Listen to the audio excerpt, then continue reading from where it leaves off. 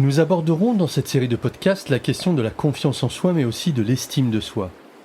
Avoir confiance en toi, c'est lorsque tu crois en ton potentiel. Avoir une bonne estime de toi-même, c'est lorsque tu te reconnais de la valeur en tant que personne. Les deux sont indissociables et indispensables pour progresser au poker. On a longtemps prétendu que la confiance en soi se joue dans l'enfance. C'est ce qu'on appelle le déterminisme. Après 6 ou 7 ans, tout serait figé et il n'y aurait plus moyen d'augmenter ton capital confiance. Heureusement, depuis la deuxième moitié du XXe siècle, cette idée reçue a été balayée. La psychologie moderne conçoit à présent qu'une adulte a toutes les capacités pour dépasser les limites que lui impose son enfance.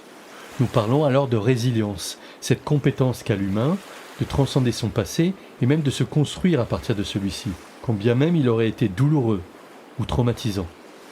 L'adulte peut donc, en douceur et sans souffrir, transformer ce qui l'empêche d'avancer. Nous n'irons pas plus loin, car cette application n'est pas psychothérapeutique et n'a pas pour prétention de te soigner.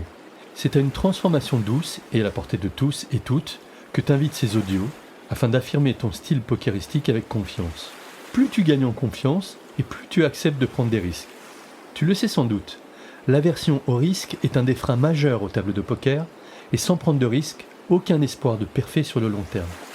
Ce qui fait souvent la différence entre une bonne joueuse et une très bonne joueuse, c'est justement cette capacité à faire des moves risqués. C'est en augmentant la confiance en toi et l'estime de toi-même que tu découvriras le plaisir de prendre des risques calculés. Alors tu pourras bluffer, 4BT, check raiser froidement et sans crainte, avec pour seul critère la value.